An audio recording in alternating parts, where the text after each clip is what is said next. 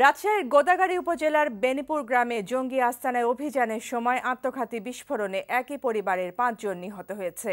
নিহতরা হল জঙ্গি সাজ্জাদ ও তার ৩ ছেলে মেয়ে। এ ঘটনায় গুরুতর আহত ফায়ার সার্ভিস কর্মী আব্দুল মতিন হাসপাতালে মারা যান। এর কয়েক ঘন্টা পর আত্মসমর্পণ করে সাজ্জাদের মেয়ে সুমাইয়া আক্তার। এ ঘটনায় আহত হয়েছে পুলিশের ২ সদস্য। অভিযান এখনো চলছে। রাজশাহী থেকে শরীফুজ্জামান রয়েলের ক্যামেরায় সমর সাজুর পাঠানো রিপোর্ট। বৃহস্পতিবার ভোর থেকে জঙ্গি আস্তানা সন্দেহে এই বাড়িটি ঘিরে রাখে আইনশৃঙ্খলা বাহিনীর সদস্যরা। মাইকিং করে জঙ্গিদের আত্মসমর্পণ করতে বলা হয়। এতে জঙ্গিদের কোনো সাড়া না মেলায় পানি ছিটিয়ে ওই বাড়ির মাটি দেয়াল ধসিয়ে দেওয়ার চেষ্টা করে পুলিশ। এ সময় হঠাৎ জঙ্গিরা বাড়ি থেকে বের হয়ে শরীরে বাঁধা আত্মঘাতী বোমার বিস্ফোরণ ঘটালে আইনশৃঙ্খলা বাহিনীর সদস্যরা অভিযান শুরু করে। অভিযানের এক পর্যায়ে আহত হন পুলিশের ২ সদস্য এবং ফায়ার সার্ভিসের কর্মী আব্দুল মতিন। পরে মতিনকে উদ্ধার করে রাজশাহী মেডিকেল কলেজ হাসপাতালে ভর্তি করার পর মারা যান তিনি।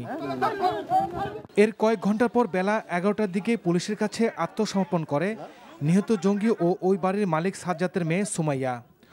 উদ্ধার করা হয় নিহত পরিবারের ২ শিশুকে।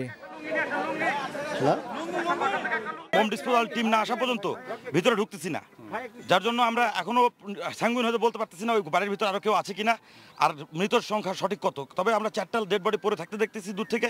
আমাদের মানে তাদের ব্লেস তারা বাস্ট করে তারা আত্মঘাতী হামলায় তারা মৃত্যুবরণ করছে, এটা আমরা বুঝতে পারতেছি। বাট আমরা এখনো স্যাঙ্গুইন না, আমরা অভিযানের মধ্যে আছি।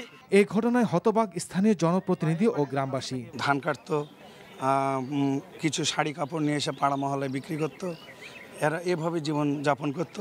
এখনো আমরা লাশের কাছে যেতে পারিনি বা বাড়ির ভিতর কে ছিল সেটাই ওভাবে চিহ্নিত করা যায়নি। তবে আমরা আশঙ্কা করছি যে এই বাড়ির মালিক, বাড়ির 2 মেয়ে, বাড়ির ছেলে আর বাড়ির লোকের স্ত্রী।